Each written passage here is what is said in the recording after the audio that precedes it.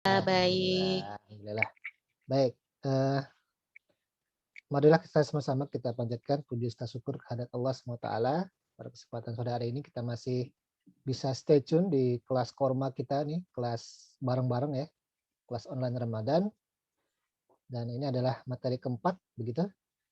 Insya Allah di Kamis besok kita ada closing, ada sudah ya, sudah ya, atau closing ya. Mudah-mudahan kita bisa menghadiri di hari Kamis besok untuk penutupan materi ini. Salawat serta salam juga kita sampaikan, kita kirimkan selalu ke haribaan baginda kita Nabi Muhammad Sallallahu Alaihi Wasallam yang telah mengajarkan kita apa itu muamalah, yang mengajarkan kita apa itu tauhid, apa itu syariah, apa itu akhlak, sehingga kita bisa tahu dan bisa membuat diri kita menjadi pribadi-pribadi Muslim yang memang semestinya, ya, bukan cuma label, tapi memang kita memang membuktikan dengan apa yang kita pelajari dan kita amalkan, kita menjadi mukmin dan muslim yang seutuhnya. Seperti itu. Baik teman-teman sekalian, saya panggil teman-teman saja nih. Sebagai bentuk semangat saya, hari ini saya potong rambut ya, supaya lebih fresh, lebih segar begitu, menemani teman-teman sekalian. Oke, hari ini adalah materi lanjutan, itu materi tentang marketing. Ya, marketing, pasti udah sering dengar tentang marketing ya. Bahkan mungkin dari kecil udah tahu tuh marketing apa ya. Paling nggak minimal dengar marketing itu apa ya. Bahasa lainnya adalah pemasaran. Tapi yang akan kita bahas ini adalah marketing yang cukup khas dan menjadi materi yang di kalangan ekonomi itu masih belum jarang yang bahas. Bukunya udah banyak, tetapi yang ngebahas belum banyak. Secara face to face begitu, itu masih belum banyak. Lebih banyak dibahas di bangku-bangku kuliah, secara informal masih belum banyak yang bahas. Nah, sekarang kita akan coba bahas tentang marketing syariah. Tadi dibahas sedikit atau disebutkan sedikit tentang filosofi marketing syariah. Nah, itu hanya satu part saja di materi kita pada sore hari ini. Ada kurang lebih ada 2 part lagi yang akan kita bahas di sini. Mudah-mudahan ini lebih praktis dan lebih untuk earth ya, lebih lebih real nanti di lapangan seperti apa sih bentuk-bentuk marketing yang yang selama ini berjalan begitu, dan marketing syariah yang seperti apa gitu.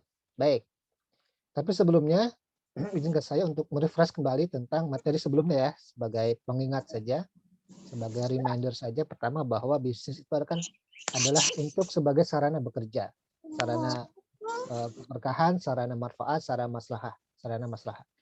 Kemudian kita bicara tentang prinsip praktek bisnis yang sudah dilakukan oleh Rasul secara garis besar ya. Secara garis besar Rasulullah melakukan transaksi pembelian, transaksi penjualan, bahkan transaksi kredit. Jadi Rasul juga melakukan transaksi kredit. Yang kita lakukan sekarang juga banyak yang melakukan transaksi kredit, tapi kreditnya itu beda. Kreditnya yang kredit yang Islami. Lalu kita bahas juga tentang bangunan Islam secara utuh ya. Itu ada akidah, atau tauhid ya, lalu kemudian ada syariat atau syariah, di mana syariahnya ada 2, ada fikih ibadah dan fikih muamalah, lalu kemudian ada akhlak. 3 hal inilah komponen yang menjadi bangunan yang utuh, yang harus meresap dalam sanubari kita, dalam jiwa kita sebagai seorang muslim. Ya, ketika orang bicara istiqomah, maka istiqomahnya itu adalah tentang bagaimana dia beribadah ikhlas kepada Allah SWT, tidak karena orang lain, tidak karena sebab lain, tapi memang Allah nyuruh kita dan kita wujudkan dalam bentuk ikhlasan, itu bentuk dari tauhid. Kemudian syariat ibadah, apapun ibadah yang diperintahkan, wajib dan sunnah kita jalankan.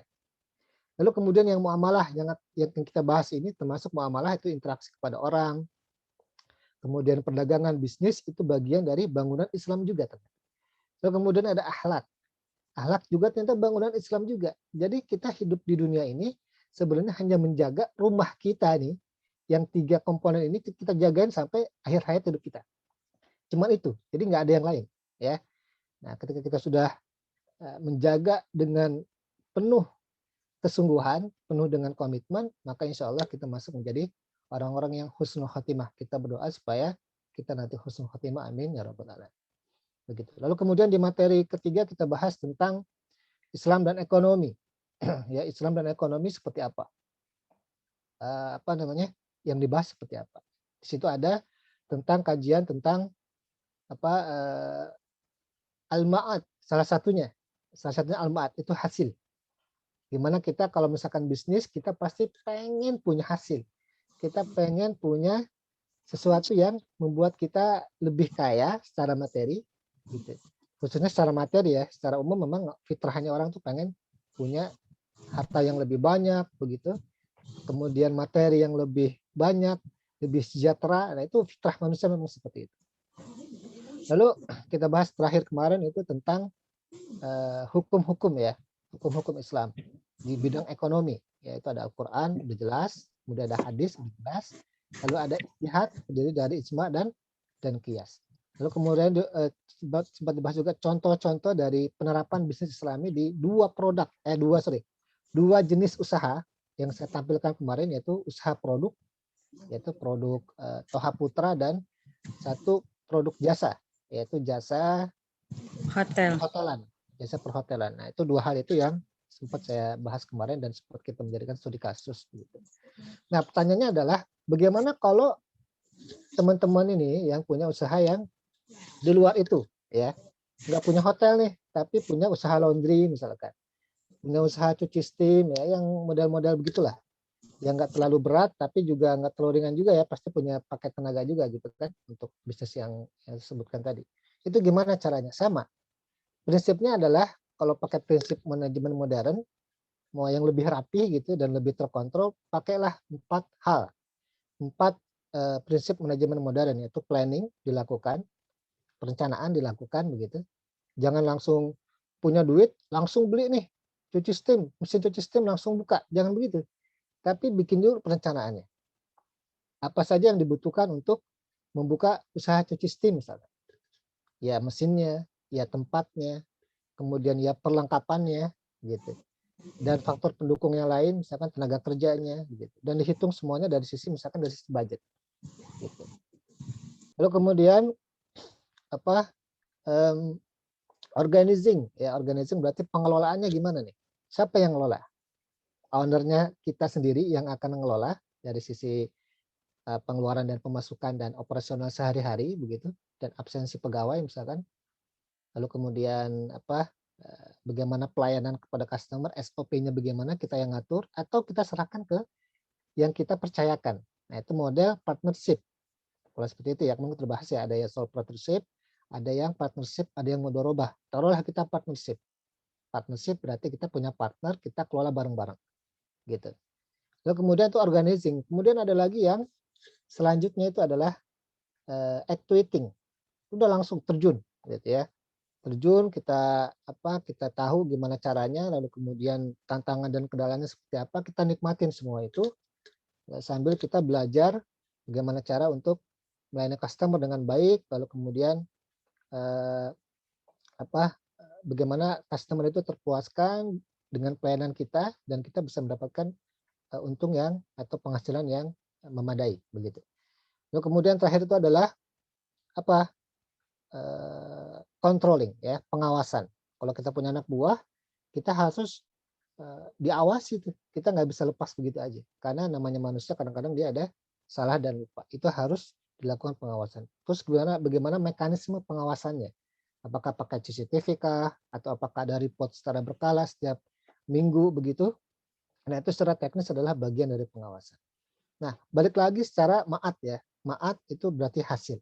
Bagaimana kita bisa menghasilkan sesuatu dari apa yang kita usahakan dalam bentuk bisnis, apapun bisnis itu, dan itu sesuai dengan harapan kita, sesuai dengan keinginan kita, gitu. Karena kalau nggak ada untung, ngapain cuma kerja bakti doang ya? Kerja bakti itu kan nggak ada hasilnya, ada gitu. Hasilnya itu adalah ya bersih gitu ya. Tapi secara materi ya itu adalah kegiatan sosial, bukan kegiatan yang profit, begitu. Nah, gimana kita untuk mendapatkan hasil yang kita inginkan? Salah satunya adalah dengan cara marketing, dengan cara memberikan informasi, kemudian melakukan inovasi dan sosialisasi kepada masyarakat atau calon customer atau calon konsumen. Ya, itu adalah dari sisi marketing. Berarti di sini tujuan utama kita belajar marketing ini adalah gimana sih kita caranya untuk bisa mendapatkan hasil dengan cara memasarkan sesuatu yang kita punya, yang kita bisniskan, yang kita usahakan dari produk kita, baik itu jasa maupun produk yang bukan jasa gitu, produk-produk fisik, tetapi dengan cara-cara yang memang mengandung keberkahan. Ya, nggak sekedar untuk mencari untung, tapi ada keberkahan di sana, ada sesuatu nilai-nilai yang membuat kita tenang dan damai. Itu yang akan kita bahas. Ya, saya akan share materinya.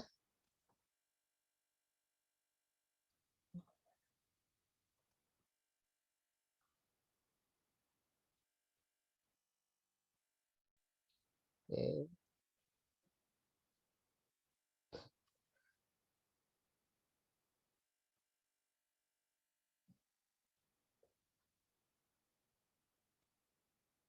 Baik, marketing syariah. Kalau teman-teman sesekali jalan ke Gramedia, toko buku atau bukan Gramedia mungkin yang lain gitu ya, marketing syariahnya sudah ada bukunya, cuman masih jarang. Ya kalau misalkan ada di pojok itu paling cuman beberapa buku saja. Beda dengan misalkan marketing yang sudah sudah sangat lama ya dibahas, itu banyak banget, bahkan yang impor juga banyak. Tapi yang marketing syariah khusus itu masih berkembang. Nah, saya coba bawakan, semoga bisa menjadi penambah wawasan kita dan mengkayakan sudut pandang kita tentang marketing yang berbasis Islami atau syariah. Kita akan bahas 3 hal di sini. Nggak usah banyak-banyak ya, karena mau maghrib nanti. Filosofi marketing syariah, lalu kemudian marketing mix. Apa tuh marketing mix? Apa hubungannya dengan coffee mix misalkan? Ada nggak hubungannya? Nah, atau yang lain gitu. Dalam perspektif Islam, marketing mix itu seperti apa? Lalu kemudian ada bahas, akan kita singgung tentang pemasaran dengan media sosial. Begitu. Jadi cuma 3 hal ini ya, mudah-mudahan ini yang paling relevan dengan apa yang kita bahas ya, khususnya tentang. Baik, sebelum saya mulai, ya saya pengen tahu dulu nih ya. Ini ada gambar, ada 3 gambar. Kalau saya tanya nih ke teman-teman sekalian, kalau ngelihat gambar ini, coba yang terbersit dalam benak teman-teman ini apa? Satu hal aja. Satu hal aja. Minum. Minum. Oke. Iklan. Iklan. Ini siapa nih? Menghilangkan haus, Ustaz. Menghilangkan haus. Iklan, apalagi? Produk. Produk. Oke, apalagi? Ya, satu lagi deh. Tagline. Tagline. Oke, tagline. Oke, satu lagi deh. Brand. Brand. Oke, brand itu apa ya? Ini ya? Apa sih? Hak cipta nama usaha. Hak cipta nama. Oke, brand, merek atau hak cipta nama. Oke, apalagi? Saya tambahin ya sama temen ya, lagi. Ayo.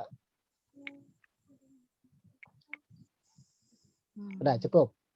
Ya, oke. Tadi ada yang bilang iklan, ada yang bilang produk, ada yang bilang brand atau merek ya. Ada yang bilang tagline. Ada yang bilang apalagi tadi itu gambar ya, gambar jelas nih gambar memang saya temukan ya. Nah, dari gambar-gambar ini dia punya pesan ya, punya pesan masing-masing ya. Contoh misalkan teh botol. Apapun titik-titik enaknya minum teh botol sosro. Kalau dulu apapun makanannya enaknya minum teh botol sosro. Kalau sekarang cuma titik-titik doang, berarti apapun kegiatannya enaknya minum teh botol sosro. Mungkin seperti itu ya pesannya ya. Kemudian ada yang kedua nih, Sprite ya. Nyatanya nyegerin. Ya pesannya apa nih pesannya? Pesannya adalah dia benar-benar bikin seger kali gitu kali ya, secara umum ya. Kalau kita minum Sprite, apalagi yang dingin, apalagi bulan puasa nih ya, aduh, itu berasa ya segernya ya. Mungkin sekarang udah mulai berasa nih seger-segernya. Ya. Kemudian yang ketiga, cintai ususmu. Yakult setiap hari. Berarti ini pesannya apa? Minum Yakult setiap hari, insya Allah usus kita menjadi sehat. Ya. Kalau kita minum Yakult setiap hari berarti kita sama saja mencintai usus kita. Jadi kalau misalkan mau mencintai usus kita, minumlah Yakult setiap hari. Gitu. Kurang lebih pesannya seperti itu ya. Nah itu tadi ada yang bilang tagline, ada yang iklan. Semuanya benar ya, nggak ada yang salah. Semuanya benar, nggak ada yang salah. Ini adalah salah satu atau 3 dari bermacam-macam bentuk informasi, bentuk sosialisasi terhadap produk, terhadap terhadap produk kepada masyarakat. Dan ini udah sangat terkenal banget begitu ya. Sudah sangat terkenal banget. Nah, yang menjadi ciri khas iklan atau brand itu apa sih sebenarnya? Ciri khasnya apa sih? Ciri khas Mengenalkan produk. ya, mengenalkan produk. Nah, kalau lihat dari iklan ini misalkan yang teh botol itu punya ciri khas ya. Sprite punya ciri khas, kemudian Yakult dia punya ciri khas. Nah, kesemuanya ini dia sebenarnya punya satu ciri khas yang sama gitu. Punya satu ciri khas yang sama. Apa ciri khasnya? Kalau kita rangkum nih 3 gambar ini dia punya satu ciri khas yang sama sebenarnya. Apa? Ayo.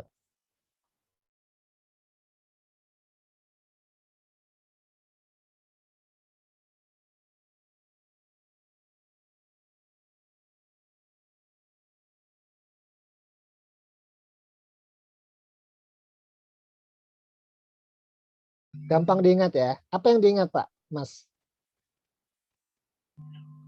Karena kata-katanya ini udah nempel gitu sama produknya. Iya, kata-katanya sudah nempel dengan produknya. Itu yang disebut dengan, kalau bahasa sekarang nih, bahasa trennya itu adalah copywriting ya. Tapi copywriting yang lebih singkat. Jadi bagaimana copywriting itu adalah bagaimana dengan kata-kata, dengan bahasa, itu bisa menginfluence. Influence itu mempengaruhi calon customer untuk bisa beli produk yang dijual. Gitu. Ya, teh botol sosro, apapun kegiatannya enaknya minum teh botol sosro. Berarti teh botol sosro itu enak apapun kondisi kegiatannya, itu pasti enak. Berarti pesannya itu adalah dia enak, ya. Ya, tapi dia tidak merendahkan produk lain, tapi dia mengatakan bahwa teh botol ini adalah minuman yang enak. Dan memang enak begitu. Kalau kita rasain kan, apalagi kalau dingin ya, bejidan ya. Iya enggak? Apalagi kalau buka puasa ya, teh botol sosro enak tuh ya. Iya. Gitu. Serasa berbuka puasa, Ustaz. Afif. Iya. Kemudian sama nih, Sprite juga begitu. Nyatanya nyegerin. Apalagi gambarnya tuh ada air, kayak air dingin gitu kan. Gitu. Nyatanya nyegerin. Jadi udah kebayang dalam benak calon customer itu, nyegerin itu apa sih? Nyegerin itu adalah tenggorokan kita basah ya dengan kita meminum Sprite yang dingin gitu.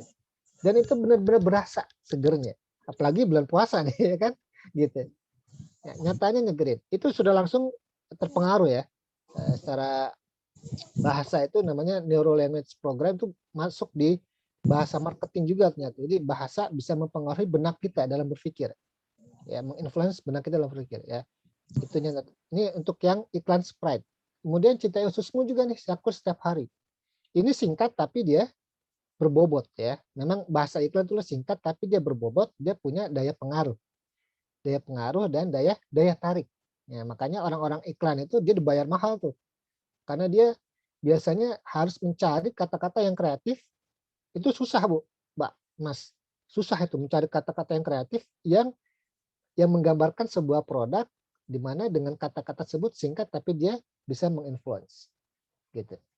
Dan banyak sekali ya contoh-contohnya, teman-teman bisa searching atau bisa perhatikan kondisi sehari-hari, itu banyak sekali produk-produk yang menggunakan seperti ini. Nah, ini disebut dengan marketing. Nah, kita nanti akan bahas tentang marketing secara teori dan semacamnya yang lain.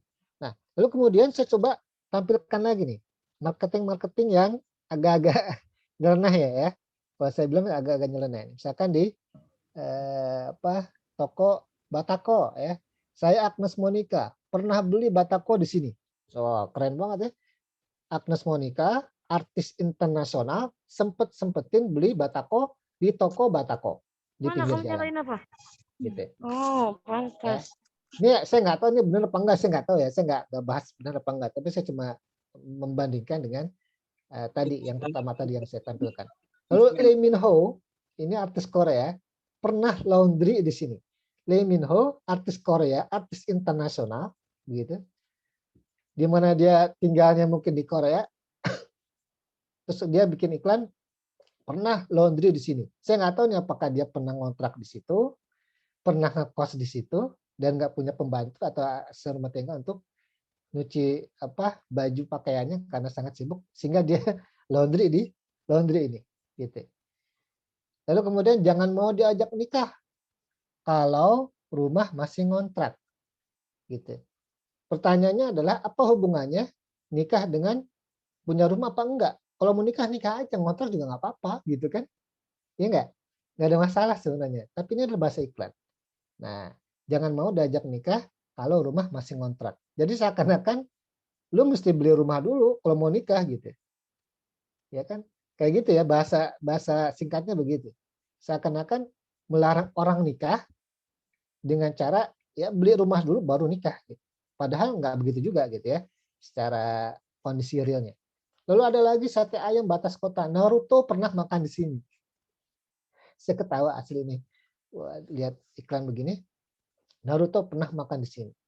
Naruto itu siapa Naruto? Ada yang tahu Naruto siapa? Toko animasi kartun. Iya, animasi kartun. Sedangkan ini sate ayamnya real nih. Apa mungkin dia Naruto datang ke situ, habis berantem sama musuhnya, dia lapar makan sate ayam batas kota. Naruto ada di mana sih ceritanya? Jepang, Di Cina. Jepang ya, produk Jepang ya. Dia datang ke situ ya jauh-jauh ya cuma buat makan sate ayam doang, ya kan? Nah, ini bahasa iklan seperti ini sebenarnya banyak ya di jalan-jalan gitu. Nah, ini kira-kira relevan dan bisa diterima apa enggak sih gitu dalam batas-batas pemasaran ya, batas-batas pemasaran yang pasti ada aturannya juga, nanti akan kita bahas. Lalu terakhir adalah no drop nomor 1 di Indonesia. Cat pelapis anti bocor nomor 1 di Indonesia. Kalau nomor 1 ya berarti nggak ada nomor, berarti dia bukan nomor 2, bukan nomor 3 juga ya. Berarti nomor 1. Nomor 1 dia cuma satu-satunya, nggak ada yang lain. Cuma dia yang juaranya. Nah, secara aturan marketing dibolehkan apa enggak sih sebenarnya? Kemudian yang iklan-iklan agak nyeleneh tadi itu kira-kira kalau dari prinsip atau batasan-batasan marketing baik secara umum gitu ataupun secara Islam itu gimana ya kita bisa memandangnya? Kan kita bahas nanti. Ini adalah contoh-contoh real. Nah, ini juga sebagai cermin juga bagi kita yang punya usaha. Nah, nanti setelah dari sini mudah-mudahan ada perbaikan kalau misalkan ada kekeliruan-kekeliruan yang mungkin sudah kita lakukan. Oke, kita akan bahasnya. Pertama tentang filosofi marketing syariah. Marketing merupakan sebuah disiplin bisnis strategis yang mengarahkan pada proses penciptaan, penawaran dan perubahan dari nilai suatu inisiator kepada dari satu inisiator kepada stakeholder-nya. Kegiatan marketing sebenarnya merupakan kegiatan yang sangat mulia karena pada kegiatan tersebut selalu memunculkan ide dan kreativitas untuk melakukan approach itu pendekatan, inovasi. Inovasi itu berarti sesuatu hal yang baru ya, dalam hal memberikan informasi, perubahan, dan pembaharuan dalam banyak hal. Intinya adalah dalam marketing itu sebenarnya kita mengusahakan bagaimana produk kita itu bisa diterima oleh masyarakat dengan cara-cara inovasi, kemudian komunikasi approach, gitu, pendekatan komunikasi, lalu kemudian pendekatan kreasi gambar, animasi dan sebagainya sehingga produk kita itu bisa diterima oleh masyarakat. Ya, kurang lebih seperti itu. Marketing secara umum. Nah, tetapi ya kita lihat tadi di slide awal ya, itu marketingnya kira-kira positif atau negatif? Ada sisi negatifnya nggak tadi di yang pertama? Kalau saya tanya nih tentang Sprite, tentang teh botol sosro dan tentang Yakult. Nah, itu kira-kira marketingnya itu gambar marketing itu termasuk kata-kata itu ada sisi negatifnya nggak sih? Ada yang janggal nggak sih? Atau normal-normal aja kira-kira? Ada yang kesannya merugikan nggak tuh dari iklan yang tadi tuh Sprite, teh botol dan Yakult? Kira-kira apa? Ada nggak?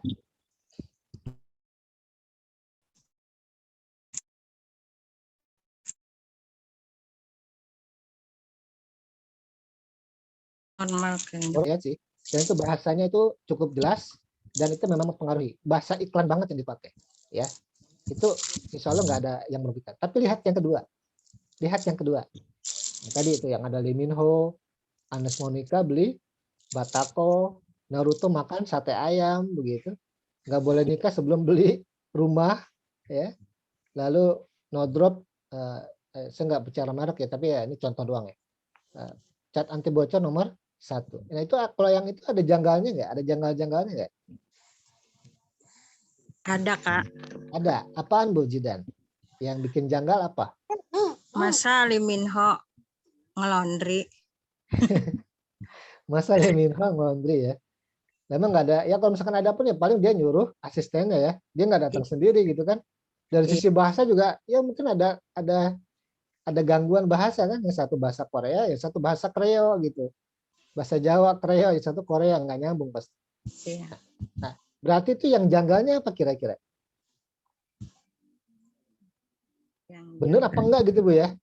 Iya, benar apa enggak? Tapi Berarti ada, yang usaha itu mungkin supaya ada daya tarik tersendiri gitu, Kak. nah, ya supaya ada daya tarik tersendiri. Sebenarnya memang sah-sah saja. Kalau iklan itu pasti ada daya tarik tersendiri. Namun di sini kita nanti akan bahas tentang dari konsep yang punya keberkahan, gitu ya. Salah satunya adalah tidak boleh ada penipuan di sana atau pembohongan. Nah, pembohongan publik ya. Kalau kita iklan kan di blast, dan ternyata kalau ada pembohongan publik berarti itu ada kejanggalan, ada yang negatifnya, ada yang sesuatu yang pembohongan, penipuan. Nah, itu salah satu prinsip yang dilanggar dari sisi bisnis Islam. Nah, kita lihat nih, ketika kegiatan iklan tersebut mengalami disorientasi dan cenderung mengejar keuntungan yang instan, maka terkadang kegiatan marketing yang mulia dan penuh etika itu telah berubah dengan penipuan dan manipulasi. Penipuan dan manipulasi. Yang paling jelas itu ada tadi Naruto. Apa urusannya Naruto makan sate ayam? Apakah bisa kartun, bintang kartun makan sate ayam? Sate ayam beneran gitu. Ini memang kelihatannya remeh-temeh ya. Oh itu cuma bercanda dong. Cuma bercanda doang begitu. Tapi jangan salah. Ya. Dalam Islam itu kebohongan itu bukan sesuatu yang bisa dibercandain. Gitu. Ya. Nggak bisa dibercandain. Karena itu berhubungan dengan dosa dan pahala. Nggak bisa. Gitu. Jadi nggak boleh sebenarnya kalau misalkan contoh yang seperti itu. Nanti kita akan bahas seperti apa yang harus. Gitu ya. Fenomena itu sekali kita lihat di lapangan, para marketer dalam melakukan entertain, marketing selama ini banyak sekali melakukan penyimpangan secara etika dan moral. Apabila fenomena itu terus dipertahankan, maka akan merusak dunia peradaban marketing. Dan saya juga pernah juga mengalami itu marketing yang itu beda dengan apa yang dijanjikan, gitu. Sehingga customer itu merasa dirugikan, gitu. Merasa dirugikan. Nah, itu juga salah satu hal yang jadi perhatian kita juga. Nah, saya akan bahas tentang berikutnya tentang bagaimana perkembangan marketing ya selama ini begitu. Jadi kalau yang sekarang existing tuh khususnya di pasar syariah, kalau kita lihat pasar syariah, kalau kita kontenkan atau korelasikan atau hubungkan dengan marketing syariah itu pasti hubungannya dengan pasar syariah. Nah, pasar syariah dulu sampai sekarang ya, itu adalah pasar yang orang melihat sebagai pasar yang emosional market. Sedangkan pasar konvensional adalah pasar yang rasional market. Jadi kalau yang disebut dengan pasar emosional itu adalah pasar syariah karena alasan-alasan keagamaan. Orang beli sesuatu karena alasan-alasan keagamaan. Beli apa? Misalkan beli Indomie yang ada label halalnya. Beli pokoknya yang ada halal-halalnya dia beli. Gitu. Dia nggak ngelihat enak, tapi kalau misalkan itu halal, meskipun kurang enak dia akan beli. Gitu. Contoh realnya seperti itu. Beda dengan yang marketing yang konven. Kalau misalkan konven itu dia lebih melihat enak apa enggak nih. Kalau enak saya beli, kalau nggak enak saya beli. Gitu. Itu rasional. Ya itu rasional. Dia nggak ngelihat halal dan haram. Dia nggak ngelihat kandungannya ada yang haram apa enggak nih. Ya. Minimal ada label halalnya apa enggak dia nggak lihat. Kalau misalkan dia enak, dia punya duit, dia beli. Itu yang rasional. Gitu. Nah, tetapi ternyata itu bergeser tuh. Itu ada namanya model transformating marketing ya. Jadi sekarang praktisi bisnis dan marketing bergeser dan mengalami transformasi dari level intelektual, rasional, ke emosional, dan akhirnya ke pasar spiritual. Jadi lebih dalam lagi. Gitu. Kalau emosional bisa jadi karena dia sudah suka dengan produk tersebut, sudah loyal, misalkan ada orang yang sangat loyal dengan produk-produk tertentu ya, misalkan produk-produk olahraga ya. Ada orang suka banget dengan produk-produk Adidas, dia nggak mau pakai yang lain kecuali dengan produk Adidas. Ada orang yang sangat suka dengan iPhone, Apple, ya, Toshiba, meskipun bagus ya, HP, komputer yang bagus, dia nggak pakai tuh, karena dia sudah sangat cinta dengan Apple, produk-produk Apple, dan begitu yang lain sebagainya. Nah itu dari sisi emosional seperti itu. Jadi dia udah sangat terikat dengan produk tersebut karena dia merasa nyaman, nggak pernah dirugikan sehingga dia loyal terhadap produk tersebut. Nah tetapi kemudian kesini-sininya itu masuk ke marketing yang bersifat spiritual, pasar spiritual. Pada akhirnya konsumen akan mempertimbangkan kesesuaian produk terhadap nilai-nilai spiritual yang diyakininya. Contoh, orang nih saya jual produk ya 2,5%-nya saya sumbangkan untuk anak yatim atau orang miskin atau duafa atau untuk membangun apa. Nah itu ada nilai-nilai spiritualnya tuh. Nah sekarang itu contoh yang real, orang banyak yang jualan kayak gitu, bentuk marketingnya. Ya, 2,5% buat pembangunan pesantren, 2,5%-nya buat apa? Buat panti asuhan, buat ngebantu para duafa, itu udah mulai berjalan sekarang. Bahkan di usaha-usaha retail, Alfamart, itu dia juga blend tuh dengan usaha seperti itu. Dia sering kan ke Alfamart itu kemudian ditawarkan yang 200 rupiah buat sumbangannya Bu. Itu sebenarnya masuk ke terhadap nilai spiritual tuh yang ada di sana. Indomaret juga gitu ya. Dan yang lain juga, apalagi kalau yang retail-retail yang memang sudah jelas afiliasinya, kan misalkan 212 Mart itu udah jelas ya, pasti punya nilai-nilai spiritual. Tapi ternyata nggak cuma 212 Mart, yang lain juga ada nilai-nilai spiritual yang dibawa di sana. Nah di sini saya coba bawakan level pergeserannya. Pertama rasional, orang dulu melihat sesuatu dari produk yang produknya bagus, ya enak, misalkan kalau makanan saya punya duit saya beli gitu. Kemudian bergeser emosional. Emosional berarti karena dia udah loyal, dia sudah suka dengan produk itu, dia nggak ngelihat produk yang lain, pokoknya saya mau pakai produk itu aja cukup, titik begitu. Kemudian bergeser ke spiritual. Spiritual dia ngelihat nilai-nilai spiritualnya dia. Kalau dia muslim maka dia pakai yang ada konten-konten syariah. Kalau dia non muslim mungkin dia ngelihat yang konten-konten yang keyakinannya juga gitu. Ini konten spiritual. Tapi di sini yang kita bahas adalah konten-konten spiritual Islami dan syariah yang orang mulai banyak tersentuh dan bergeser menjadi, dan hijrah ya istilahnya, hijrah membeli produk yang lebih Islami. Nah ini menjadi pertumbuhan juga nih terhadap bisnis ke depannya gitu ya. Seperti yang saya bilang kemarin, ini akan terus bertumbuh. Jadi teman-teman kalau misalkan mau bisnis yang pakai spiritual seperti ini, itu insya Allah akan pelan-pelan tapi pasti akan berkembang ya. Teman-teman bisa praktekkan nanti setelah ikut kuliah ini gitu ya, kelas ini. Nah ternyata tentang spiritual bisnis ini itu juga diamini ya, tanda kutip, oleh Stephen R. Covey. Stephen R. Covey ini adalah seorang motivator, seorang penulis, seorang pakar manajemen, dan dia bukan muslim. Dia non-muslim. Dia membuat buku The 7 Habits of Highly Effective People. Di penghujung karirnya dia menerbitkan buku baru. 8 kebiasaan dari efektif menjadi greatness. Di atasnya efektif itu adalah greatness. Menyebutkan bahwa faktor spiritual merupakan kunci terakhir yang harus dimiliki seorang pemimpin dalam suatu perusahaan. Kita perlukan kepemimpinan spiritual dalam mengelola suatu bisnis terlepas dari mana sumber spiritual tersebut. Dia membawakan spiritual ini adalah perkembangan bisnis, transformasi bisnis yang akan ada dan akan timbul, akan terbit di semua bentuk spiritual. Ya. Dan kalau kita lihat, kita baca misalkan beberapa contoh bisnis-bisnis yang sudah cukup besar ya. Contohnya misalkan BCA. BCA itu Bank BCA ya maksud saya.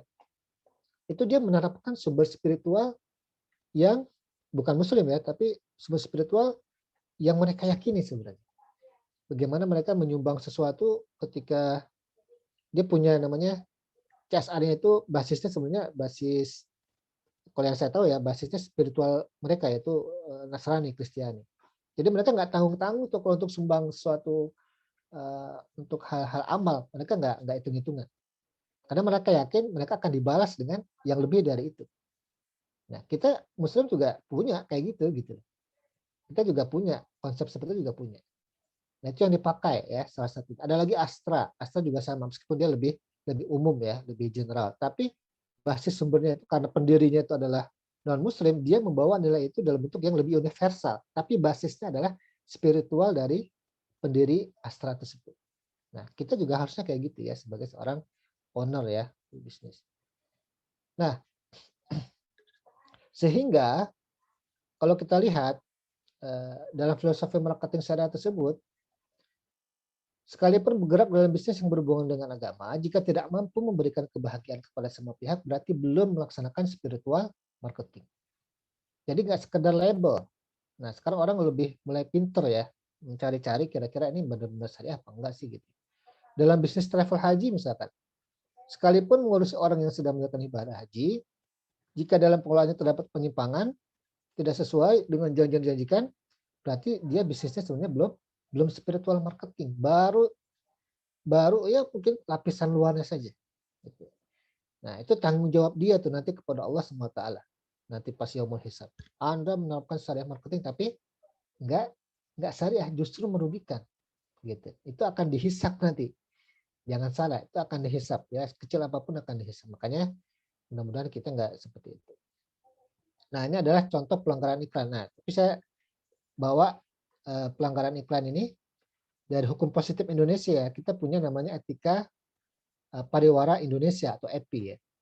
Nah, EPI ini sebenarnya dia sejalan atau korelasinya positif dengan aturan marketing syariah juga ya. So, saya coba bawakan misalkan contoh iklan paket umroh NRA Group ya. NRA Group ini saya cuma kutip ya di Tribun Jogja, bukan berarti saya menjelek-jelekan dia, nih cuma contoh doang begitu.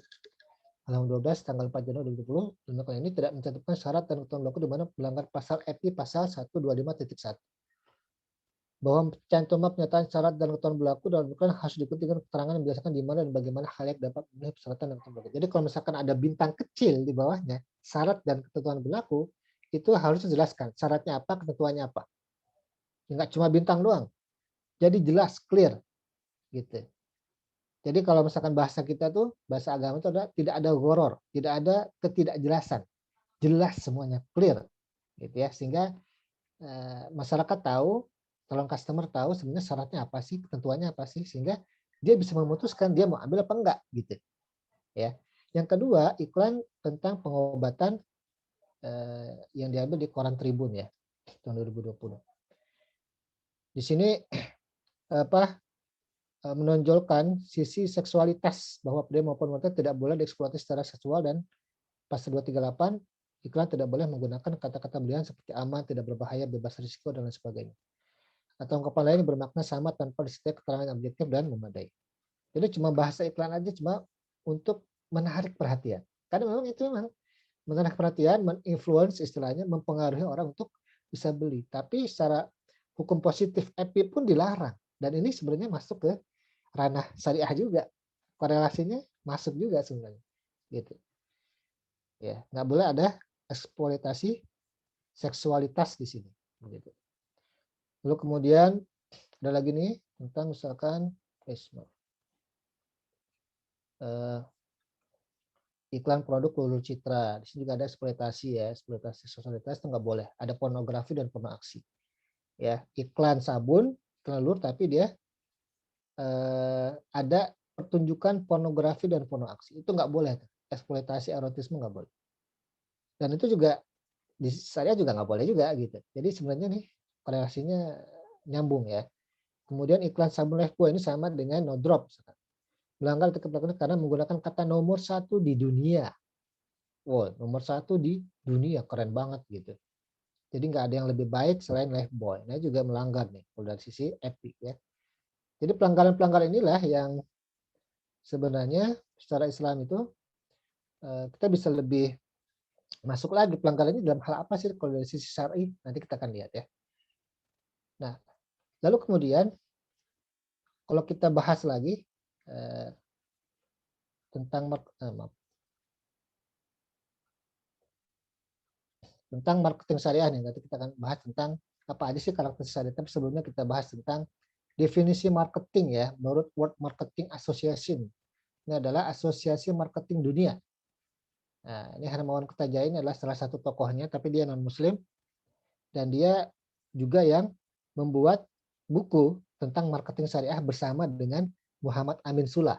Nah, Muhammad Sakir Sula ya, salah satu pakar marketing syariah. Dia berkolaborasi dengan Hermawan Kertajaya sebagai pakar marketing di Indonesia. Dia memadukan dua hal, dan ternyata Hermawan Kertajaya juga dia setuju dengan marketing syariah ternyata. Meskipun dia belum Islam. Mudah-mudahan kita doakan beliau jadi Muslim ya nanti, insya Allah, amin.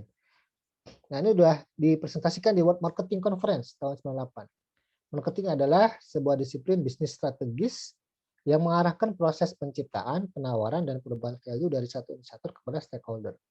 Jadi perubahan value dari satu inisiator berarti dia, inisiatornya adalah produsen, kepada stakeholdernya. Stakeholder itu berarti konsumen atau siapapun yang melihat produk tersebut. Gitu. Perubahan value itu intinya. Jadi kalau misalkan nggak ada perubahan value dan yang nggak ada perubahan value, maka dia biasanya nggak ada sesuatu yang bikin menarik, gitu. Karena produk-produk itu bisa menarik karena dia ada value yang khas. Istilahnya itu unique value proposition ya, UPV, UVP ya, unique value proposition. Itu penting tuh. Posisi keunikan terhadap nilai unik dari sebuah produk. Nah, itu juga dipakai dalam marketing. Ya, ini secara umum adalah marketing menurut WMA. Lalu kemudian bagaimana syariah marketing? Ya, syariah marketing sebuah disiplin bisnis strategis yang mengarahkan proses penciptaan, penawaran, dan perubahan value dari suatu inisiator kepada stakeholder yang dalam keseluruhan proses sesuai dengan akad-akad dan prinsip muamalah atau bisnis dalam Islam. Jadi cuma ditambah saja tentang values Islami. Ini sebenarnya sudah kita bahas di materi awal ya, materi pertama, kedua, ketiga, keempat itu sudah sedikit banyak saya ulang-ulang juga, termasuk bisnis-bisnis yang kita mau jalankan itu sebenarnya tambahannya adalah value-value Islami itu yang harus kita masukkan, harus kita duplikasi atau kita insert ya, disisipkan di produk-produk kita, dan kalau ini di bidang marketing. Apa aja 4 karakteristik syariah menurut Kertajaya dan Sakir Sula nih ya. Sakir Sula pakar marketing syariah dan Hermawan Kertajaya. Pertama adalah testis rabbaniyah. Bahwa hukum syariat testis bersifat adalah yang paling adil, paling sempurna dan selaras. Mewujudkan kebenaran, memusnahkan kebatilan, dan menyebarluaskan kemaslahatan. Jadi marketing syariah itu adalah sebenarnya menyebarluaskan kemaslahatan dengan value-value yang ada di produk tersebut. Apa itu kemaslahatan? Ya dia bikin sehat kalau produk makanan. Kalau dia produk-produk barang dia nggak membahayakan, begitu, tidak ada bahan beracun di dalamnya, itu adalah bentuk dari Rabbaniyah. Dan dia yakin bahwa apapun yang dijual itu diawasi oleh Yang Maha Kuasa, yaitu Allah Subhanahu wa Ta'ala. Yang kemudian kedua adalah etis, akhlakiyah, yaitu mengedepankan akhlak dan moral yang sebenarnya akhlak dan moral Islami itu bersifat universal. Salam itu universal. Ya kecuali ke orang muslim ya assalamualaikum. Kalau yang non muslim atau yang umum kita nggak tahu agamanya ya selamat pagi. Salam secara umum itu bagian dari Islam. Ramah itu bagian dari Islam juga. Santun ya seperti tagline-nya Agim ya. Apa tuh? Senyum, sapa, salam, santun ya. 4S. Itu bagian dari akhlak Islam dalam berbisnis. Realistis, al-waqi'iyah.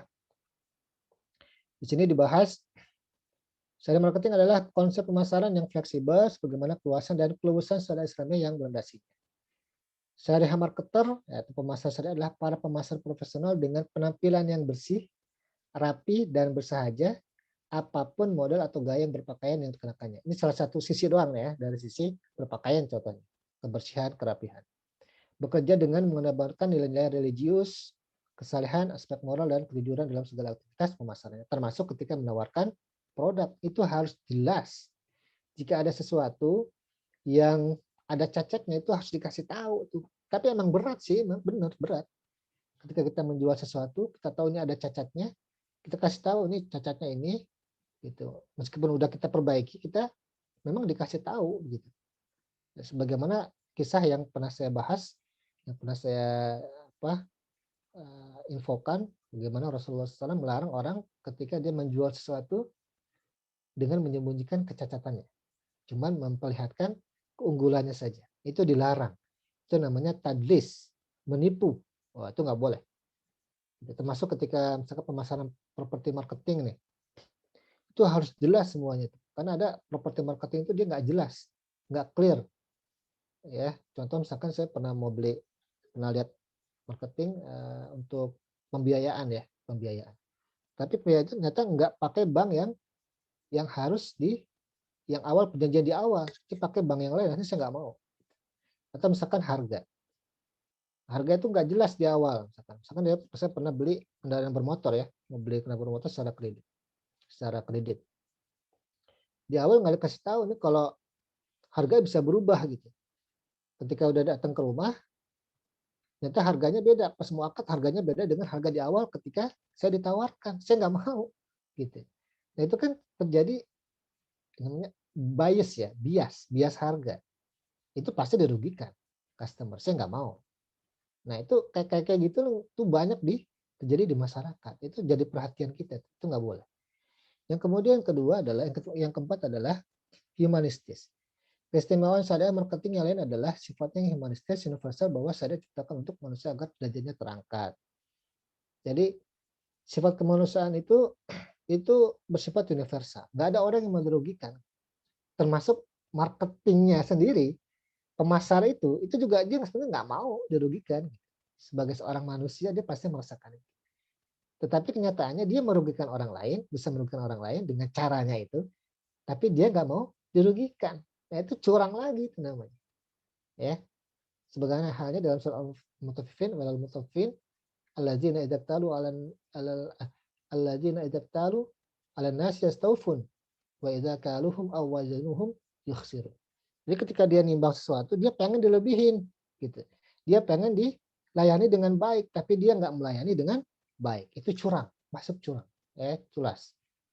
Ya, seperti itu nggak boleh juga. Nah, 4 karakteristik inilah yang harus dibawa oleh marketing atau marketer syariah. Kalau kita sebagai pebisnis, sebagai marketing juga ini dibawa juga gitu. Kalau kita jual sesuatu, ingat Allah saksinya loh. Allah yang ngelihat loh, kita menawarkan sesuatu dengan harga ini, kemudian kita kasih tahu bahwa ini enak nih, ya gurih, ya. Lalu kemudian, pokoknya enak deh gitu. Lalu kemudian ternyata nggak seperti itu gitu. Nah, Allah catat, malaikat udah catat, malaikat raqib kanan kiri dan udah catat. Ya, begitu. Etis, pakai akhlak, kemudian realistis dan humanis. Ini adalah 4 karakteristik yang harus kita bawa dalam memasarkan sesuatu. Insya Allah berkah, insya Allah tenang. Nggak ada komplain insya Allah. Karena Rasulullah itu ketika bisnis dia nggak pernah ada komplain. Karena dia menerapkan ini semua. Nggak ada komplain. Semua terlayani dengan baik, semua satisfy, bahasa kerennya itu, bahasa umum, bahasa ininya. Satisfy berarti dia terpuaskan dengan pelayanan. Ya, nggak ada komplain. Karena melayani dengan sangat baik.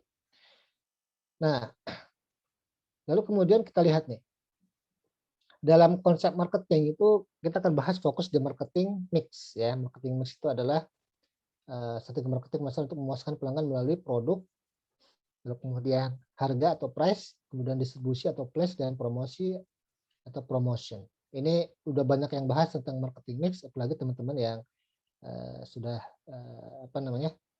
di bidang ya, latar belakang pendidikannya tentang ekonomi atau marketing, pasti sedikit banyak pernah bahas atau membaca ini, marketing mix, bauran pemasaran. Jadi dia menggabungkan produk, price, place, and promotion untuk strategi pemasarannya. Nah, tapi saya akan bahas sedikit tentang kasus pelanggaran etika pemasaran yang ternyata terjadi juga dalam skala global. Contoh perusahaan asuransi prudensial. Tahu ya, asuransi prudensial tahu ya, di Indonesia juga ada. Ini di Amerika. Jadi dituntut oleh pemegang polis atau nasabah sebesar 2,6 miliar karena merasa dirugikan. Ya. Nah, menyesatkan berarti dia ada sesuatu informasi yang nggak benar. Dan dituntut ternyata memang nggak benar gitu. Akhirnya dituntut disuruh ganti rugi. Kemudian obat anti nyamuk HIT ya. Nah, HIT itu sekarang masih dijual ya. Nah, itu dulu pernah ditarik tuh. Tapi sekarang kayaknya udah mulai terbit lagi ya, udah diperbaiki. Karena menggunakan zat aktif Propoxur dan diklorvos yang dapat mengakibatkan gangguan kesehatan terhadap manusia. Lalu kemudian pendistribusian maupun penggunaan bahan berbahaya ya terhadap manusia ya. Nah ini PJAS dari mobil laboratorium keliling menunjukkan bahwa 17% PJAS pangan jajanan anak sekolah mengandung bahan berbahaya atau B2, boraks, formalin dan rodamicin. Baik. Ya, sebelum saya lanjut, jelaskan materi berikutnya. Ini ada kuis nih dari panitia dulu ya, untuk bisa lebih ngena lagi nih ya di benak teman-teman. Silakan, saya stop share dulu ya. Akan Mutiara. Sebenarnya dari dua iklan ini, manakah iklan berikut yang tidak melakukan pelanggaran?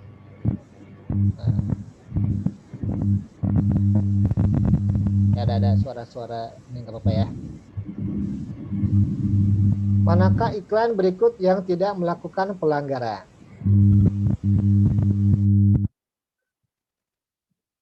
Manakah iklan berikut yang tidak melakukan pelanggaran?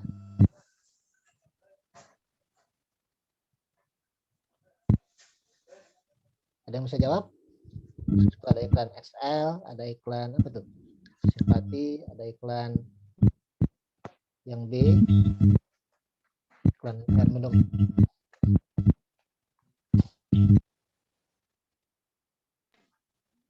Ya. Iklan Yang A melanggar nggak? enggak. Nggak melanggar? Enggak. Oh gitu. Yang B melanggar nggak? B enggak, Ustaz. B nggak B melanggar. enggak. Benar, nggak melanggar.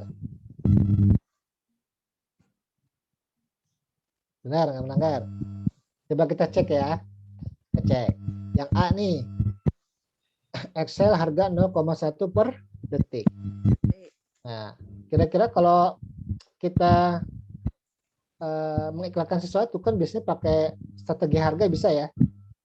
Tadi itu kan marketing mix itu ada pakai harga ya. Strategi harga.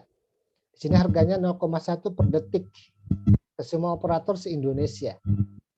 Nah, ini kira-kira harganya ini bisa membuat kompetitor lain itu dirugikan apa enggak? Kira-kira dengan harga segitu. 0,1 per detik ke semua operator se-Indonesia. Oh, dari prinsip syariah maksudnya gitu ya. Prinsip Islami kira-kira merugikan kompetitor nggak sih?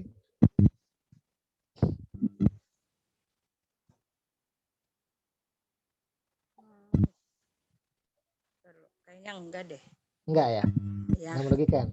enggak. Ini ngelihatnya bukan kita sebagai konsumen, bukan. Tapi sebagai pengamat gitu.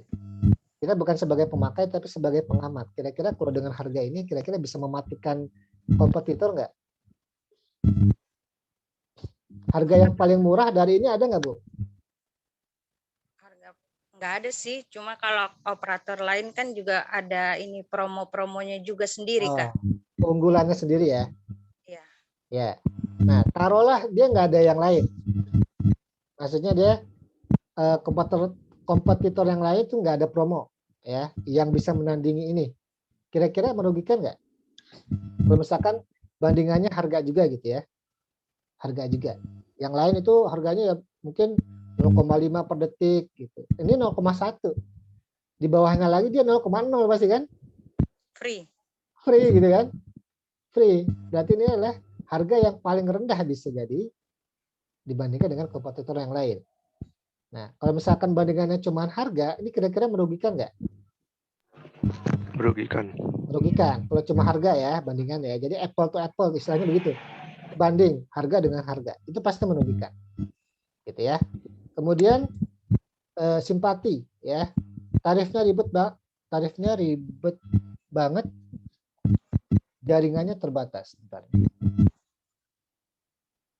Nah, tetangga sebelah ngomongnya paling murah. Ternyata tarifnya ribet banget, jaringannya terbatas. Nah, ini bahasa iklannya kira-kira apa nih? Merugikan nggak? Merugikan, Kak. Merugikan banget ya, tendensius ya, Iya. nyinyir ya. Dan ini bisa Menjatuhkan. menjatuhkan, merendahkan. Ini udah jelas merugikan ya. Kemudian yang B, tahukah kamu keunggulan polietilen tereptalat PET? Nah, galon sekali pakai ini galon berbahaya PET loh, tidak seperti galon lainnya. Ya, jadi tidak mengandung bahan BPA yang berbahaya. Pesannya itu apa? Pesan yang paling jelas itu apa? Produk dia itu paling bagus, tidak seperti galon lainnya. Nah, berarti dia menjatuhkan kompetitor yang lain. Ya, tidak seperti galon lainnya, berarti dia menjatuhkan. Itu merugikan nggak? Merugikan. Merugikan. Berarti jawabannya ada nggak yang tidak merugikan? Nggak ada. Nggak ada. Berarti semua merugikan ya. Nah, Merugikan. ini adalah contoh yang merugikan. Ini bukan berarti saya menjatuhkan ini ya, enggak, ini coba contoh doang. Cuma contoh doang dari sisi syar'i ya. Mudah-mudahan udah diperbaiki. Baik, gitu ya. Mutiara, terima kasih ya.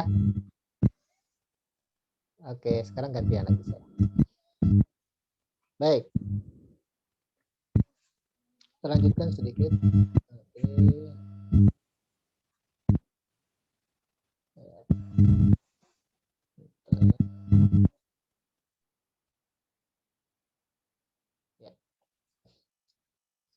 Nah, ini adalah jenis pelanggaran yang ternyata bisa berlangsung secara global, terjadi secara global, nggak cuma lokal doang di Indonesia atau di sebuah negara tertentu atau wilayah tertentu, tapi dia bisa berskala global. Kenapa bisa berskala global? Efeknya bisa negatif secara global karena memang ada produk-produk yang dia lintas negara, ya, produk-produk lintas negara yang ekspor impor bisnisnya. Nah, ini sangat berbahaya karena bisa mengakibatkan kemudaratan, kerusakan yang lebih luas lagi, begitu. Itu akibat dari apa? Marketing yang buruk. Nah, kita lihat di sini. Ini sekilas aja ya, ini saya coba bahas sedikit tentang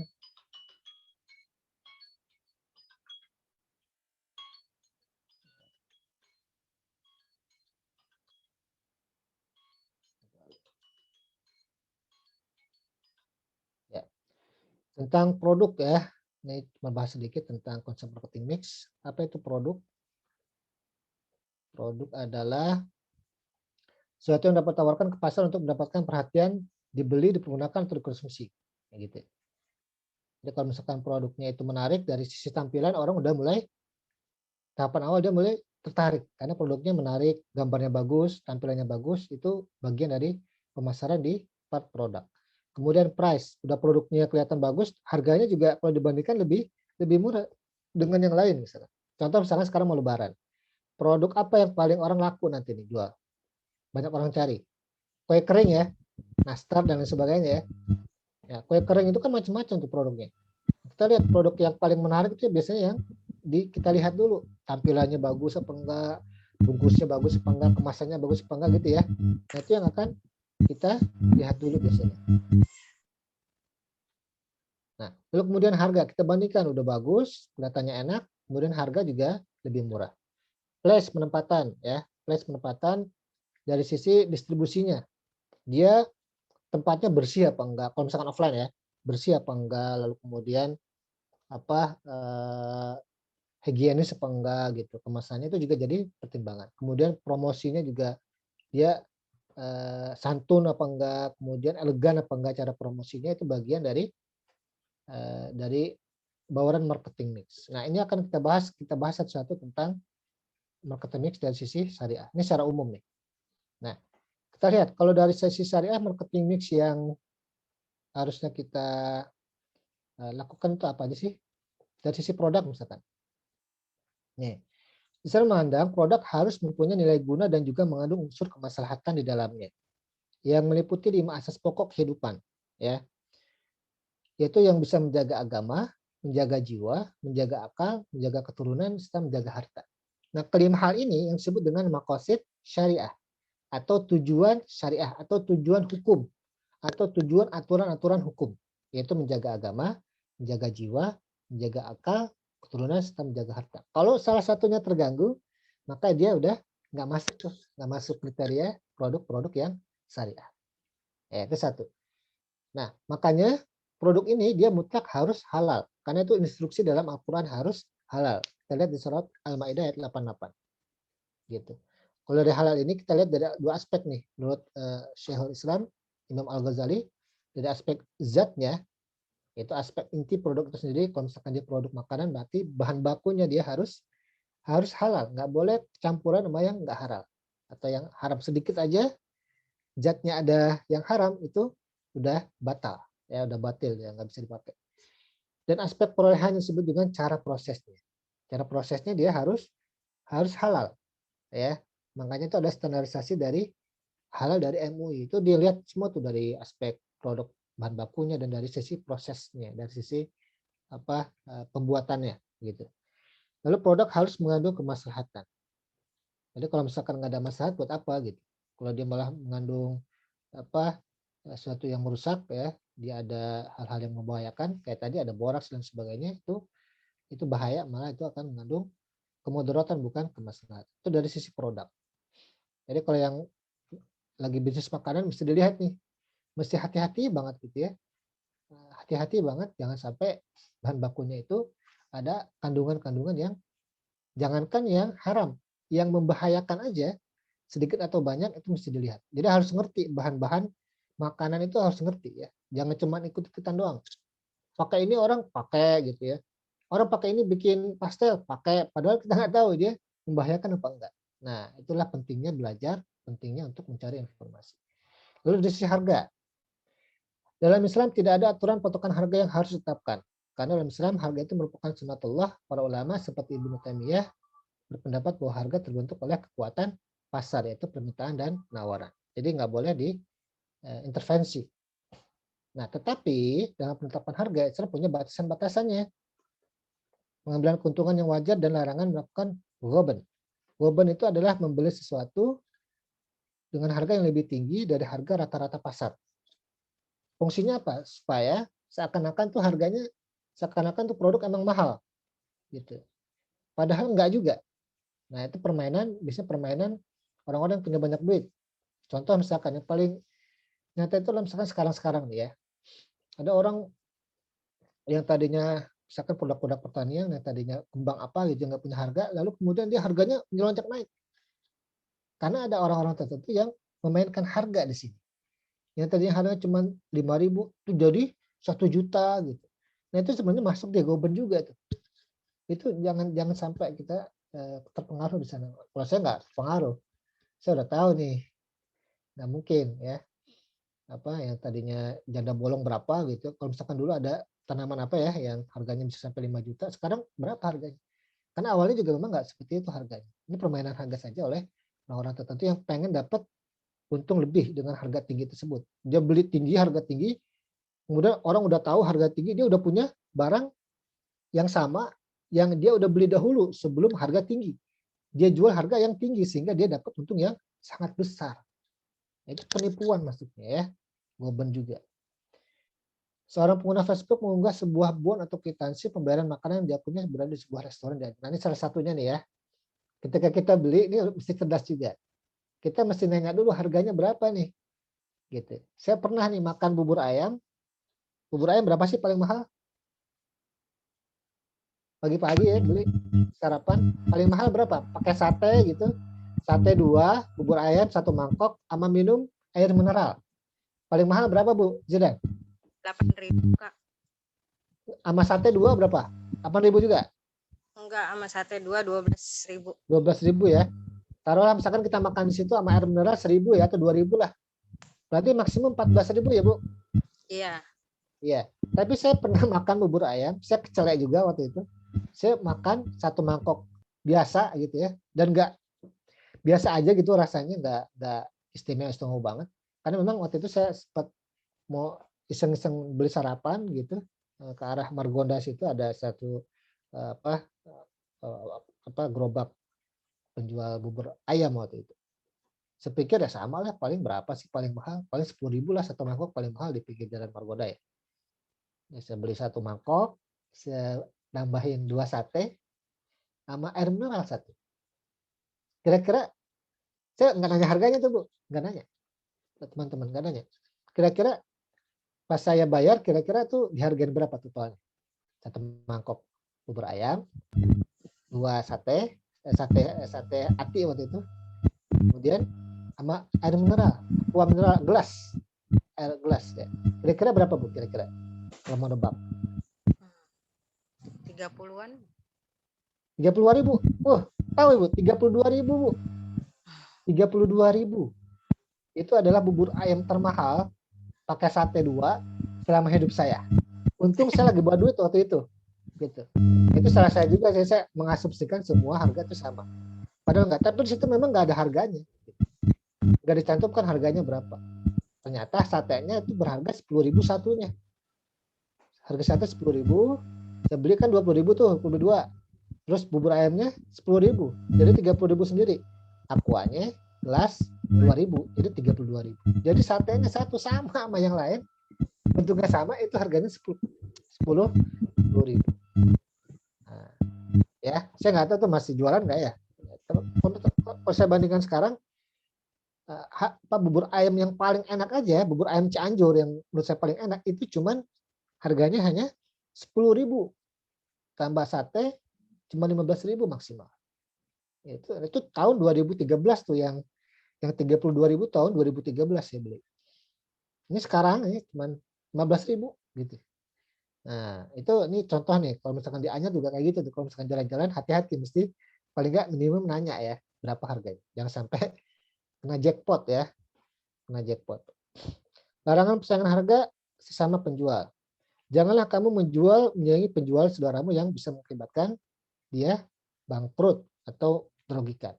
Makanya sekarang tuh ada asosiasi pedagang, misalkan pedagang pasar, untuk menjaga harga supaya jangan sampai ada yang dirugikan. Jadi harganya sama, produk sama, harga sama antar penjual.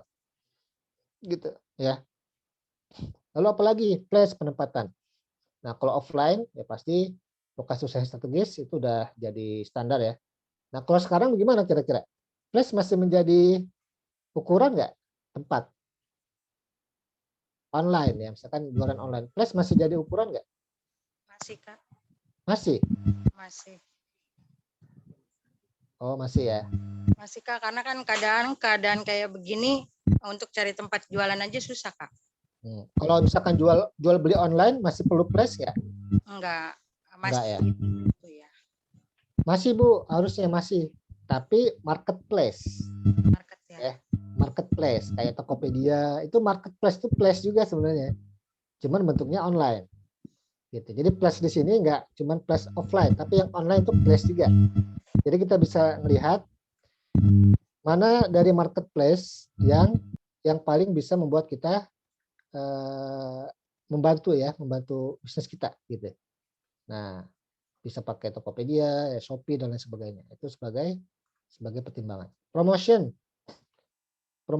mengedepankan prinsip akhlak. Akhlak ini berarti dalam hal kejelasan produk gitu. Kejelasan produk dan spesifikasi produk, apalagi dalam jual beli online ya. Itu nanti kita bahas tentang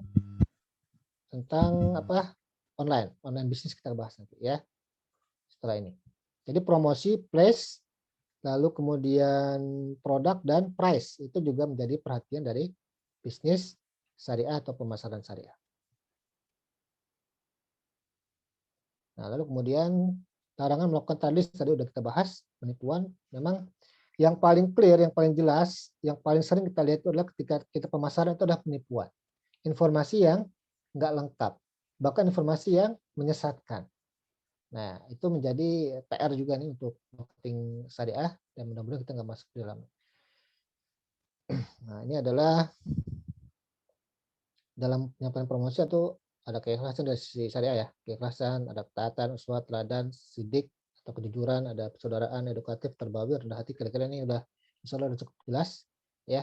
Nah, kita masuk di part terakhir, masalah Islami dengan media sosial. Nah, sekarang ini memang lagi tren dan terus berkembang ya digital marketing. Itu social commerce dari survei statistik di tahun 2020.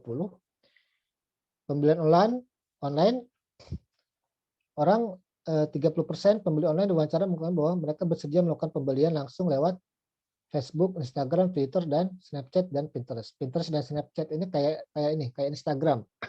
Jadi dia bisa naruh gambar di sana, orang bisa lihat. Nah, termasuk lihat produk-produk yang dijual. Tahun 2021 diperkirakan pasar global social commerce akan meningkat 34%. Milenial berbelanja lewat media sosial di atas 50%. Konsumen mencari informasi tentang produk yang ingin mereka beli melalui Instagram dan Facebook itu 70%. Dalam 2 tahun terakhir, 2018 sampai 2020, rujukan dari media sosial ke e-commerce meningkat lebih dari 100%. Jadi orang ngelihat produk itu kebanyakan di online, itu lebih dari 100% pertumbuhan. Peneliti memperkirakan bahwa penjualan online akan melebihi $700 miliar pada tahun 2023. $700 miliar itu berapa triliun, Bu? Kalau dirupiahkan, Bu. Jadi ini saya cuma mengabarkan potensi dari penjualan online. Cuman kita harus pintar ya, cara online itu harus pintar karena ada trik-trik tertentu, tapi trik-trik yang positif ya. Kita harus pelajari itu. Banyak sekali pelatihan tentang digital marketing. Kita nggak akan bahas di sini, ini hanya sebagai gambaran bahwa teman-teman yang mau marketing pakai media sosial itu boleh. Ya, tapi ada syarat-syaratnya nih. Kita lihat syaratnya ya. Jual beli online dalam pandangan Islam itu seperti apa sih? Nah, kita bahas sedikit. Berapa menit ya? 3 menit lah cukup. Jadi dulu tuh online bisnis tuh nggak ada. Zaman Nabi nggak ada. Karena belum ada gadget. Belum ada HP ya. Belum ada dulu. Orang offline semua. Tapi ternyata perkembangan dunia ini terus berlangsung begitu. Udah ada transaksi online. Nah, bagaimana hukumnya? Boleh apa enggak sih sebenarnya transaksi online? Padahal dulu nggak ada, gitu. Aturan tentang online nggak ada. Lalu kemudian ulama juga membahas ini, gitu. Karena ini adalah tren yang nyata di masyarakat. Biasanya pertanyaan-pertanyaan disebut dengan fatwa, diterbitkan fatwa tentang online bisnis. Nah, kalau bicara dengan online berarti kita bicara tentang bisnis melalui internet, ya. Melalui media elektronik. Karakteristik bisnis online itu ada 3. Transaksi antara dua belah pihak, penjual dan pembeli. Adanya pertukaran barang, jasa, atau informasi. Gitu. Lalu kemudian internet merupakan media utama dalam proses atau mekanisme akad. Nah, ini setiap bisnis online ini, marketplace, e-commerce pasti ada ketiga hal ini. Nah, lalu bagaimana Islam memandangnya? Yang membedakan bisnis online dengan bisnis offline yaitu proses transaksi akad dan media utama dalam proses tersebut. Kalau offline dia langsung face to face kan, saya ketemu penjual beli barang, misalkan di pasar tradisional. Ya, saya beli sayur langsung, ya lihat barang, suka, bayar, selesai, bawa pulang. Gitu. Tapi kalau misalkan media online gimana akadnya? Akadnya nanti kita lihat ya, apa bedanya? Akad merupakan unsur penting ya. Jelas ini adalah prinsip dasarnya. Bahwa itu pasti ada akad, ada penjual dan pembeli dan ada barangnya. Itu dari sisi rukun jual beli. Nah, kita lihat di sini. Secara umum bisnis dalam Islam berdasarkan adanya transaksi yang bersifat fisik dengan menghadirkan benda tersebut ketika transaksi atau tanpa menghadirkan benda yang dipesan, tapi dengan ketentuan harus dinyatakan sifat benda secara konkret, baik diserahkan langsung atau diserahkan kemudian sampai batas waktu tertentu seperti dalam transaksi as-salam dan transaksi istisna kalau dalam Islam.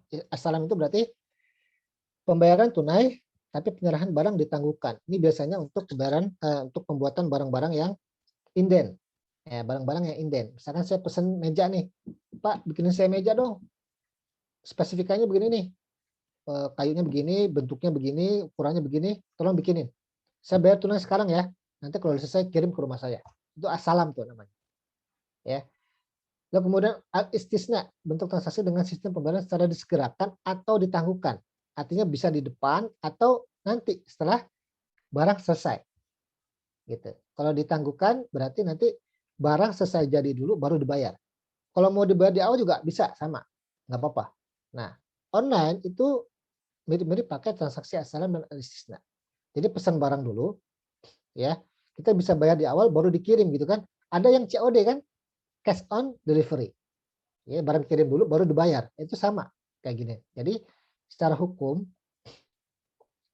ya ini langsung aja saya ambil hukum jual beli secara online. Para ulama sepakat bahwa transaksi yang disyaratkan tunai saat Nah, para ulama sepakat bahwa transaksi yang disyaratkan tunai setelah terima barang dan uang yang tidak digunakan untuk dilakukan secara telepon atau internet seperti jual beli emas dan perak karena termasuk riba. Jadi kalau misalkan online yang emas dan perak itu yang nggak boleh. Kenapa? Karena dia harganya berubah tuh. Hari ini harganya berapa, besok berapa, beda kan? Gitu. Harga emas sekarang berapa nih? 1 gram. Misalkan 570.000 emas perhiasan. Lalu dijual online, kirimnya besok. Besok udah beda harganya. Gitu. Gitu. Kecuali dia beli sekarang, nyampainya sekarang, harganya tetap gitu, nggak berubah. Itu boleh. Tapi kalau harganya udah berubah besok itu nggak boleh. Karena ada tambahan. Nah, tambahan disebut dengan riba. Sama misalkan kita tukar duit di money changer kita langsung money changer transaksi offline itu okay. Tapi kalau misalkan kita nggak tahu yang money changer ada nggak yang online ya. Tapi kalau misalkan dia online ngirimnya besok itu harganya udah berubah pasti. Karena kurs negara itu beda-beda. Setiap hari itu berubah. Meskipun cuma berapa sen gitu. Itu yang nggak boleh. Ya. Nah, tapi secara umum apabila akan terjadi antara dua orang yang berjauhan tidak berada dalam satu majelis dan pelaku transaksi satu dengan lainnya tidak saling melihat, tidak saling mendengarkan transaksinya dan media antara mereka adalah tulisan atau surat atau orang suruhan, hal ini dapat diterapkan pada faksimile, teks dan layar komputer atau internet, maka akad berlangsung dengan sampainya ijab kabul dan kepada masing-masing pihak yang bertransaksi. Bila transaksi berlangsung dalam satu waktu sedangkan kedua belah pihak berada tempat yang jauhan, hal ini diterapkan pada transaksi melalui telepon atau konsulat. Maka ijab kabul yang terjadi adalah langsung seolah-olah keduanya berada dalam satu tempat. Kayak sekarang nih kita jual atau mau beli beli martabak ya buat buka puasa. Beli di GoFood. Transaksinya di GoFood, akadnya di GoFood. Kita nggak ngeliat orangnya, orang itu juga ngeliat kita. Tapi di satu tempat di HP itu dan di satu waktu itu seolah-olah keduanya berada dalam satu tempat, dihitung dalam satu tempat. Nah itu boleh ya secara Majma' al-Fiqh al-Islami, divisi fikih OKI, organisasi konferensi Islam ya. Ini tahun 1990. Udah lama ya ini fatwa ini dijawab itu boleh online. Nah, tetapi tetap kita harus lihat ya batasan-batasannya. Jangan sampai kita kebablasan juga. Pertama, supaya kita lebih tenang, jual beli online halal dan sah. Pertama, produknya halal, itu udah jelas. Ya. Kemudian kedua, kejelasan status, ya, status kepemilikan, gitu. Karena ada orang jual itu bukan barang dia, tapi barang orang lain. Tapi kalau misalkan dia disetujui atau diizinkan oleh orang tersebut untuk menjual barangnya dia, ya, itu nggak apa-apa. Cuma kalau misalkan dia nggak setuju, dia nggak tahu kalau kita jualin barang dia di marketplace akan itu adalah barang milik kita, itu yang nggak boleh. Karena statusnya jadi nggak jelas gitu. Ya. Ketiga, kesesuaian harga dengan kualitas barang. Jadi itu bisa sebagai caranya adalah dengan membandingkan dengan barang sejenis. Saya pernah jualan face shield Astra, pasti harganya lebih mahal dari yang biasa karena bahannya beda gitu. Jadi saya jual 35.000, yang lain paling cuma 15.000, 20.000 ya. Atau bahkan ada yang 10.000 karena beda. Soal harga dengan kualitas barang. Jangan yang harga yang barang yang biasa-biasa aja jualnya sama dengan harga Astra, itu nggak boleh. Ya. Kejujuran Anda terkait dengan kejelasan barang. Kejujuran. Kalau misalkan dikirimnya besok, ya udah besok harus dikirim. Kirimnya pakai apa nih? Oh pakai Tiki, pakai JNE, udah itu yang dikirim. Jadi jangan ada yang ditipu dan dirugikan. Nah, ini ada 4 produk halal, status, kesesuaian harga dan kejujuran. Insya Allah ini bisa lah ya untuk bisnis online untuk menerapkan ini. Baik, saya rasa itu materi hari ini. Masih ada waktu 2 menit ya. Terima kasih. Silakan kalau ada yang mau bertanya. Assalamualaikum warahmatullahi wabarakatuh. Waalaikumsalam.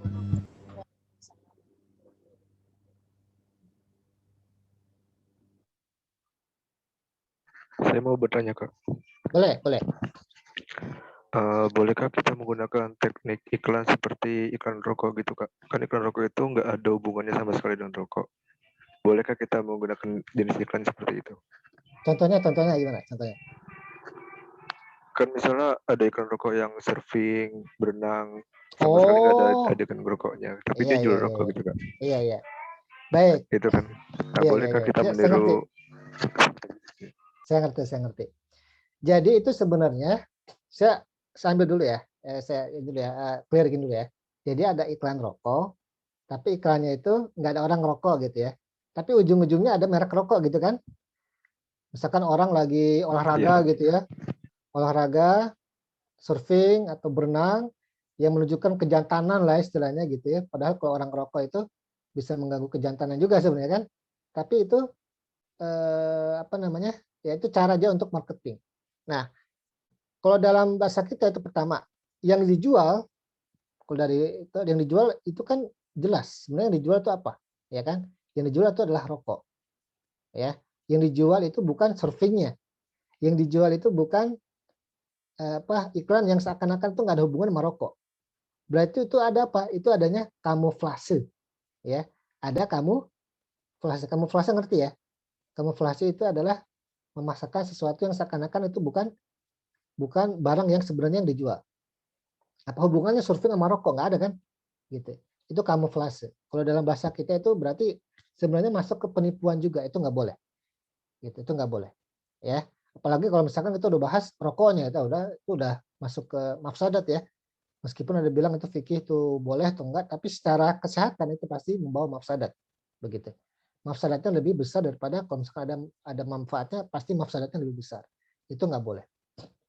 Nah, maka itu kalau misalkan perusahaan rokok itu nggak masuk ke list saham syariah, nggak masuk dia, nggak masuk. Jadi kalau misalkan mau beli saham gudang garam, meskipun dia harganya bagus ya, apa namanya, capital gain-nya bagus gitu ya, imbal hasilnya bagus, tapi itu bukan saham syariah.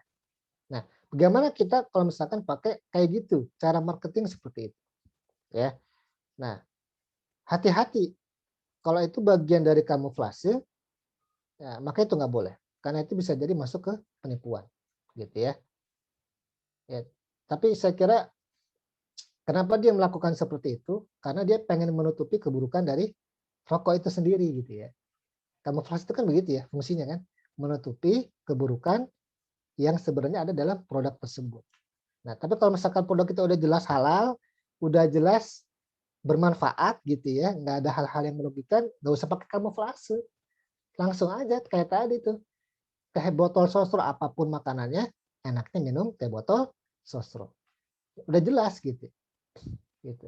Itu yang saya lihat ya, ada kamuflase di sana. Karena memang rata-rata itu memang memang seperti itu ya, iklan rokok. Karena memang aturannya seperti itu. Secara IP ya, setahu saya etika pariwara Indonesia nggak boleh ada iklan rokok orang lagi ngerokok, nggak boleh. Atau ngejual rokok di pinggir jalan gitu ya, iklannya rokok itu nggak boleh. Karena etikanya memang melarang itu. Makanya dia pakai cara seperti itu. Karena untuk menutupi yang keburukan dari rokok. Tapi kalau kita udah jelas produknya, nggak usah pakai kamuflase kayak gitu, nggak usah, nggak perlu. Langsung aja jual produknya, misalkan jual produk apa, martabak enak, nikmat, murah.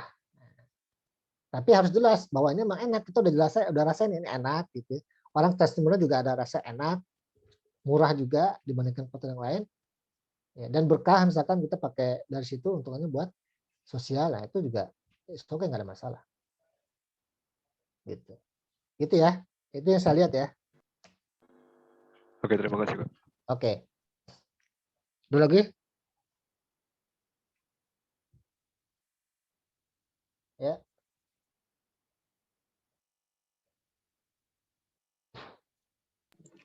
Saya ingin bertanya, Ustaz.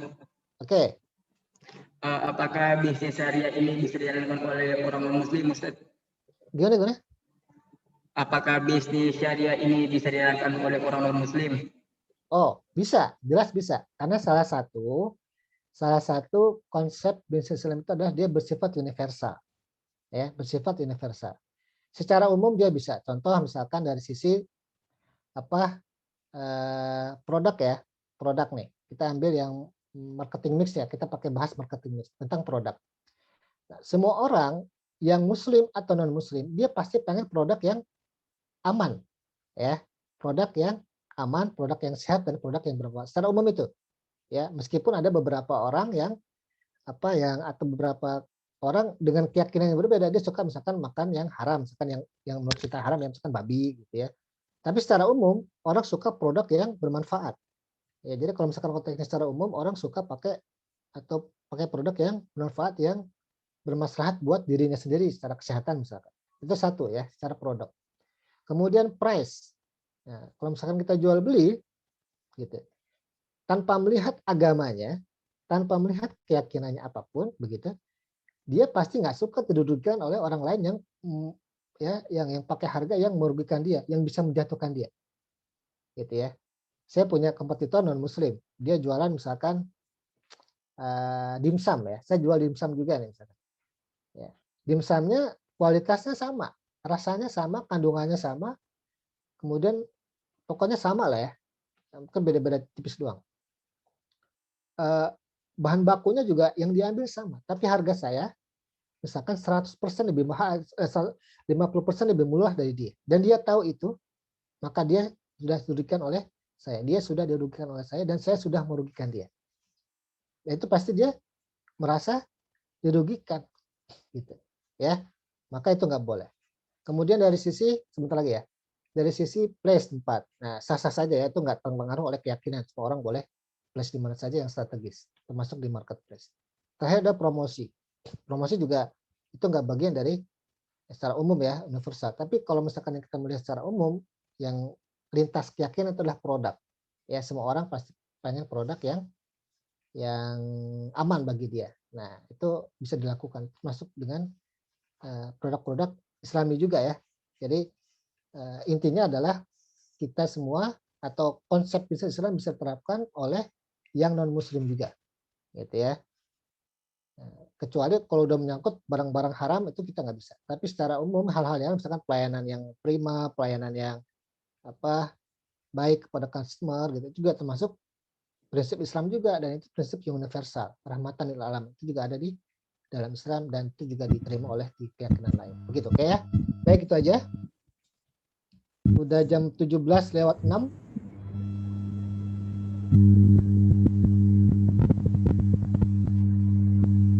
Sebelum mengakhiri kegiatan, jangan lupa ya diisi dulu absennya. Sudah Ya, ada absen. di room chat. Ya, silakan absen. Sekali lagi diingatkan untuk mengisi absensi di room chat.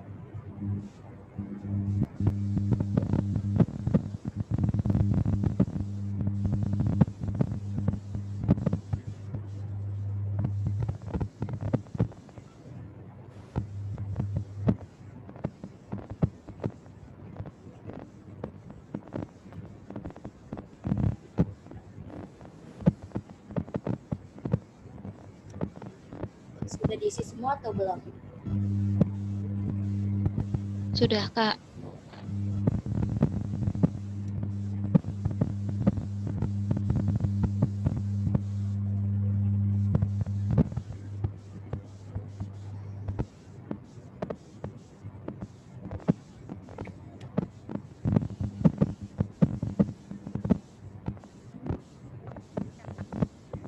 Kalau sudah, alangkah baiknya kita menutup kegiatan ini dengan membaca kafaratul majlis subhanakallahumma wa bihamdika asyhadu an la ilaha illa anta Baik.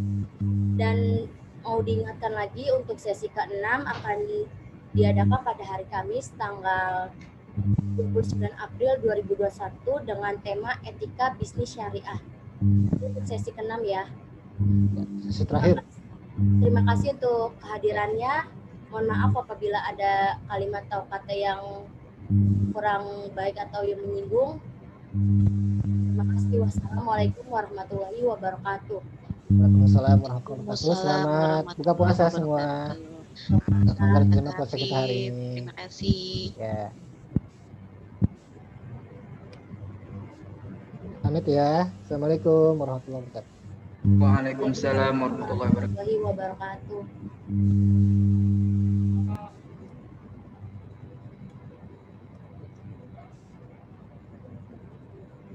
Halo. Kapan